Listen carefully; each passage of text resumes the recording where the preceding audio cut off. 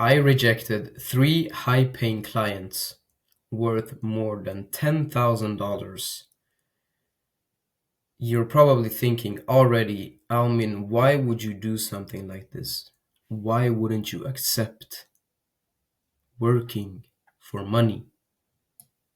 I mean, I'll explain to you why money isn't everything and why morals are more crucial in your business long term.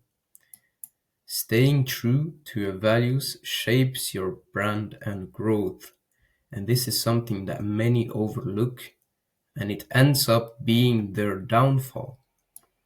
Now, I want by this video to at least put some light on it so that you can think for yourself and decide whatever you think is best after this video. Turning down clients, the power of principles. I'll tell you the story. I received these past days, after doing these YouTube videos, I received a lot of leads. I received a lot of people booking with me. And a lot of these companies, they are credit promoting companies that need leads.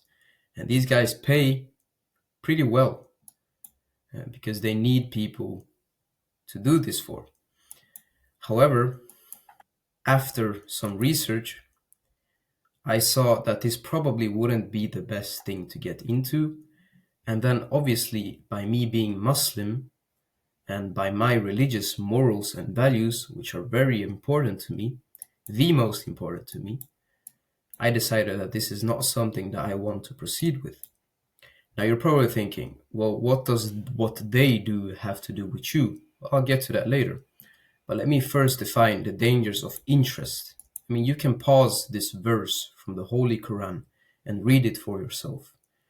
Now, if you're a Christian watching this, there are many Bible verses as well that talk about usury and interest.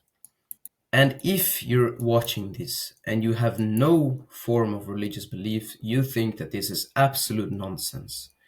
Well, firstly, I'm very sad that you think that way, but that's my opinion. Secondly, let's look at the facts. What does interest do? What does promoting interest do? Well, it creates economic inequality. I mean, interest widens the wealth gap, enriching lenders, so big banks, while trapping borrowers in cycles of debt. What happens to your mind, your psyche, when you're in debt? High interest debts lead to financial crisis and mental health issues due to unsustainable repayment burdens.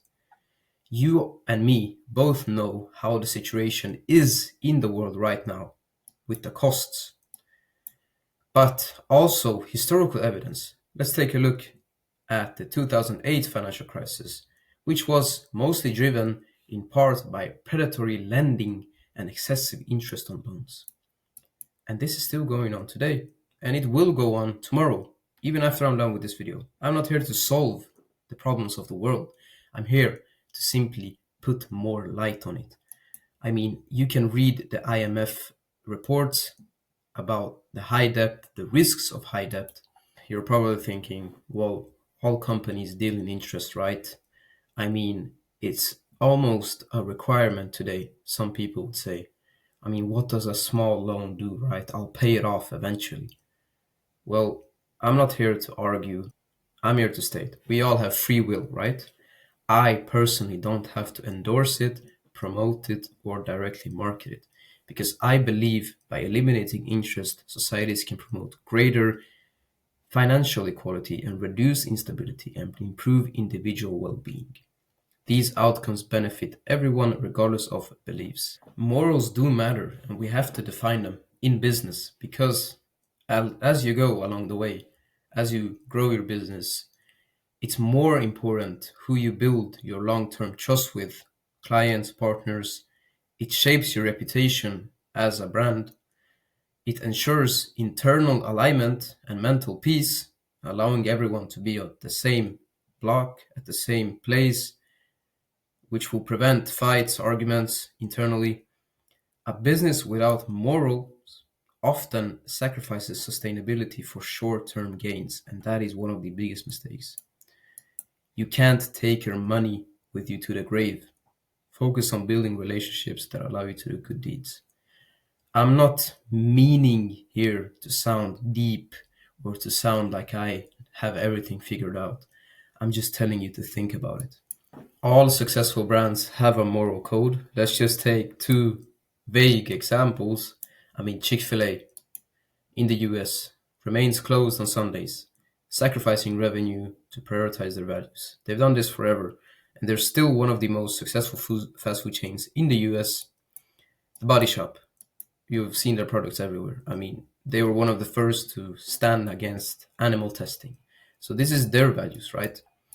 So whatever you define your values, stick to them, because otherwise you'll end up working with people that won't really understand you, and that can lead to only things going wrong. For example, us, let's say, we don't work with gambling, interest, alcohol promoting, sexual content, and dishonest people and companies. We work openly and are transparent with our clients. So every time that we, for example, charge someone, we tell them why we charge and we show why we charge the way we charge. This is our code. This is our moral standpoint. Now, I'm not saying that these things are wrong completely. I'm saying that I don't want to promote it. Everyone is free to do what they want. I just believe that these things are prohibited by what's beyond our own moral compass. So this is what God has forbidden. That is my belief. So that is why I stay away from these things. So yeah, let me know how this relates to you. If you've had any experience with any client or someone that you didn't want to work with because they just didn't fit in with your morals or your beliefs.